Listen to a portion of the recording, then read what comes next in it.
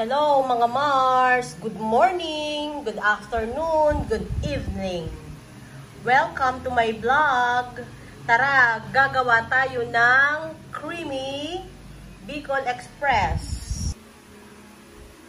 Mga Mars, ito ang ating sangka para sa ating Bicol Express for today. Half kilo yung ating pork, bite size yung hiwa, or gusto nyo medyo mas maliit, okay lang. Lalagyan natin ng kaunting sitaw para medyo pamparami ng konti. Kung ayaw nyo na may sitaw, okay lang din. Meron na tayong siling haba, green. Pwede rin siling pula, yung siling labuyo, pero wala ako nun, so magsiling green tayo. At bawang sibuyas. Meron tayong gata 400 ml. Each of pack, 200 ml. So, dalawa yung gagamitin natin, kaya 400 ml. Tara, luto na tayo! Mga Mars, nakalimutan kong banggitin yung ating alamang para mas lalong sumarap ang ating Bicol Express. Mga isang tasa lang ito. Or depende sa dami na gusto nyong ilagay. Sa dami din ng karne, mga ganong eme-emerot. Meron na tayong dito preheat na mantika. Tansyahin nyo na lang kung gaano nyo kadami ilalagay. Depende sa karne rin na inyong ilalagay. Ulit-ulit. Eto na. Aray. Magsikay muna tayo ng pork. Pag medyo nagbabrown na siya, pwede na natin ilagay ang ating bawang sibuyas. Set aside lang natin siya.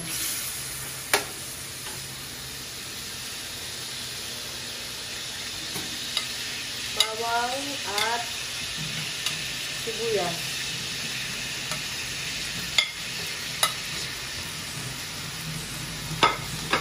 Haluin lang natin hanggang sa mag-caramelize. Taray. May caramelize na ito.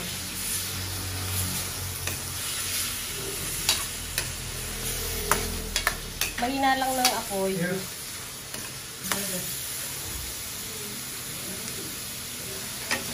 Mahinang apoy lang.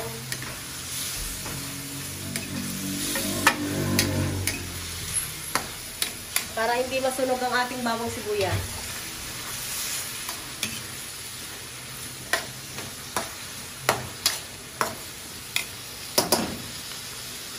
Takpan natin ng mga 3 minutes.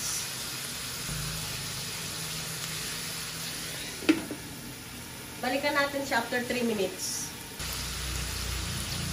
Binuksan ko na siya. So, ito na siya.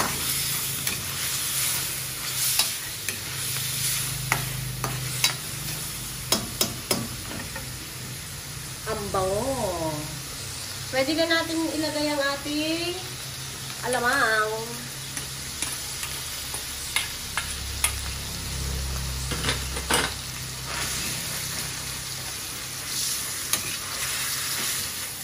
Haluin.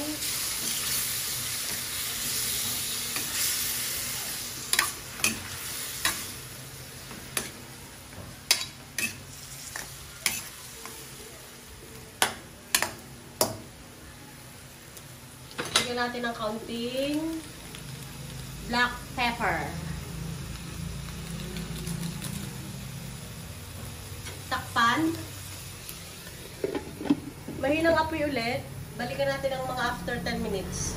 Balikan natin yung ating niluto after 10 minutes at pwede na natin ilagay ang ating fresh Coco Mama gata or Coco Mama fresh gata 200 ml.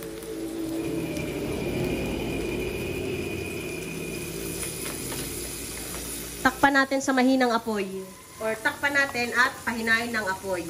Para hindi siya kumati, kailangan natin siyang palambutin hanggang sa maluto ang ating meat.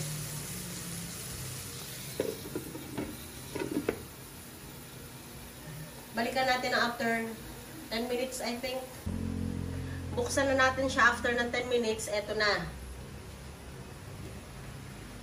Pwede na natin ilagay ang ating chili na pangpaanghang. Kung gusto niyo pong manghang na manghang, pwede niyo pong dagdagan.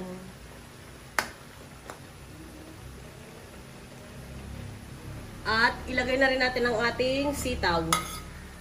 Pwedeng walang sitaw ha, pwedeng may sitaw.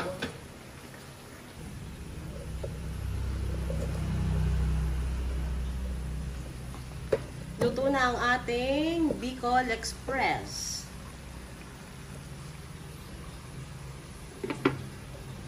Mga isang kulong hapit pa at ready to serve.